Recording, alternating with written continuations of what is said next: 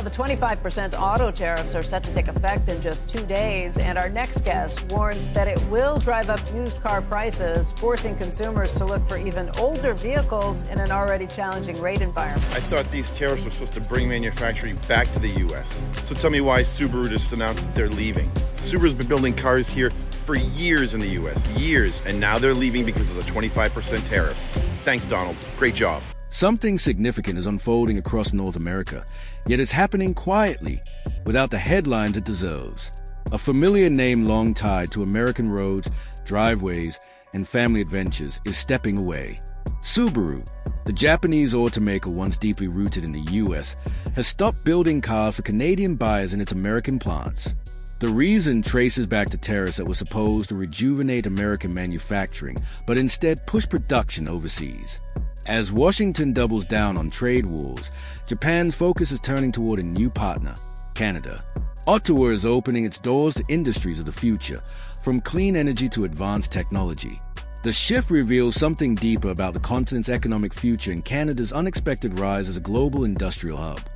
When former President Trump imposed 25% tariffs on imported autos and metals, the promise was clear: revive American factories, restore jobs, and make the United States the heart of global manufacturing once again.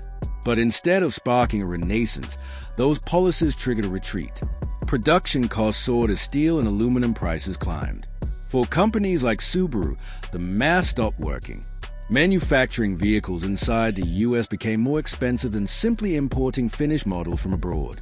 Subaru's decision to halt production for the Canadian market was not symbolic, it was a warning sign. It sent shockwaves through the automotive belt, where workers who once built Outbacks of Canadian roads now face deep uncertainty about their future. Economists began referring to the phenomenon as reverse localization, the exact opposite of what Trump's policies were meant to achieve.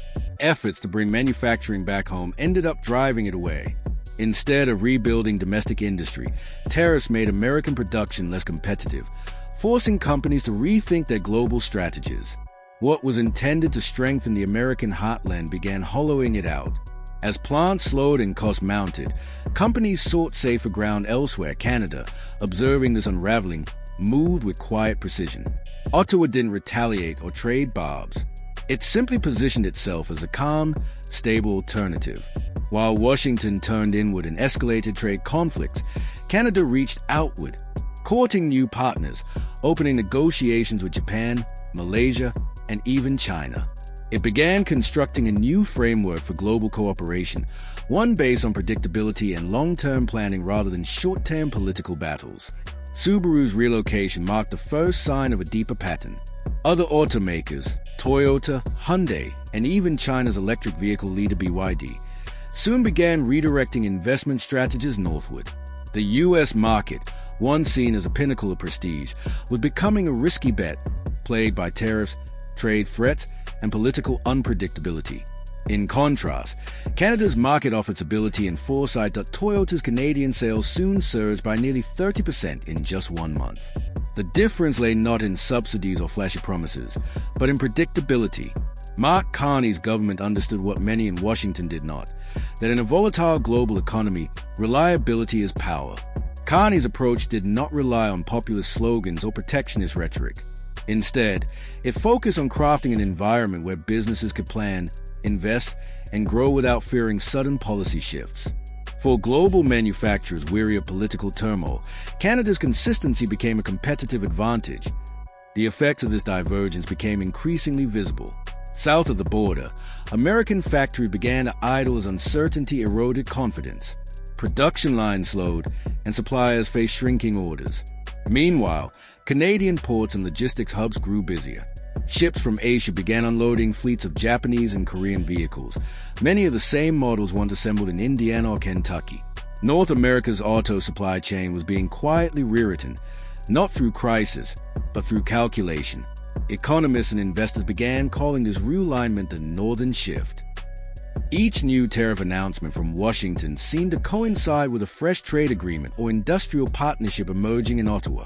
To many Americans, these moves still appeared isolated, temporary disruptions in a long economic cycle. But beneath the surface, a new order was taking shape. It was not merely about cars or steel. It was about who would define the next generation of industrial power in North America. And it was Canada, not the United States, that was beginning to write that playbook. Mark Carney saw this transformation coming long before it became visible. While U.S. leaders treated trade as a weapon, Carney recognized that in a world addicted to volatility, stability itself could be a geopolitical strategy. His vision was deceptively simple: rebuild Canada's reputation as a dependable partner global businesses could trust. He spent months forging quiet relationships with Asia's largest economies, focusing on cooperation rather than confrontation. These weren't headline-grabbing deals. They were methodical steps towards something bigger, a reinvention of Canada's economic identity. Carney's team crafted what economists would later call the smart trade doctrine. Its foundation rested on transparency, sustainability, and technological openness. It rewarded green manufacturing, promoted clean energy innovation, and removed digital trade barriers. It was precisely what global industries were searching for after years of political turbulence and supply chain disruption.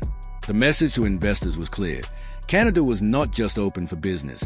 It was prepared for the future. As Washington continued to lean on old tools of tariffs and protectionism, Ottawa built a modern model of industrial diplomacy. The contrast could not have been sharper. On one side, policy built on fear of competition.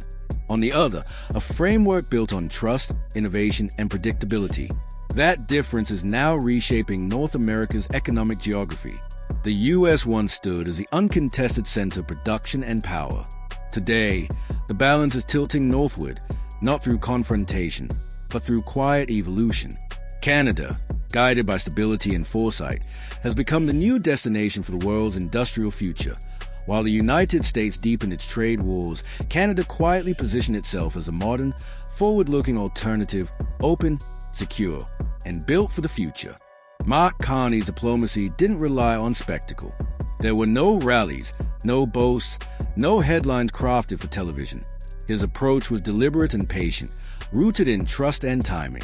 Each time Washington closed a door, Ottawa opened another, wider and more welcoming. So when Japan began rethinking its automotive alliances under pressure from American tariffs, Carney saw an opening. Rather than demand allegiance, he offered partnership. He spoke not of protectionism but of progress, clean energy, data sharing, and technological collaboration. Japan, long tethered to U.S. markets, found in Canada a partner who treated it not as a rival, but as an equal in innovation. That subtle shift changed more than trade policy. It began to reshape alliances. For decades, Japan's automotive industry had been intertwined with American demand.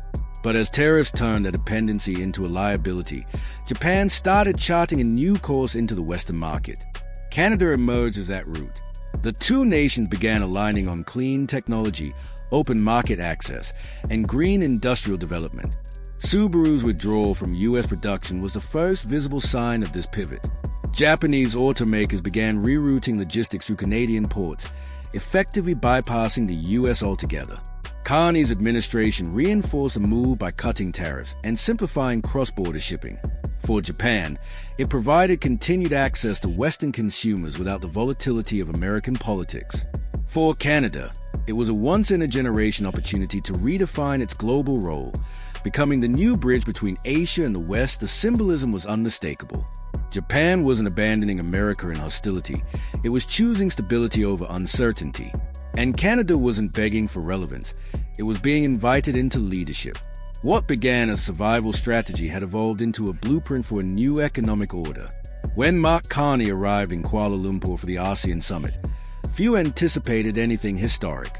Yet what unfolded there quietly shifted the global landscape. Standing before representatives from Japan, Malaysia, China, and Indonesia, Carney delivered more than a policy address. He made a declaration of independence. Calm and assured, he told the world, "We'll have discussions with the United States when they are ready, but we're not sitting still." It was a simple sentence, but its meaning was seismic. For decades, Canada had moved in America's orbit, shaping its economy in response to Washington's decisions. That day, the orbit broke. Canada was signaling that it was ready to lead on its own terms. Within hours of Carney's speech, Ottawa formalized what he had promised: New trade frameworks were signed with Japan, Malaysia, and China, encompassing clean energy, artificial intelligence, and electric vehicle production. These weren't symbolic gestures. They were billion-dollar commitments meant to define the next decade of industry. While the U.S. built barriers, Canada built bridges. As Washington tightened its economy around defensive measures, Ottawa opened its economy across continents. Carney's message resonated throughout Asia's capitals.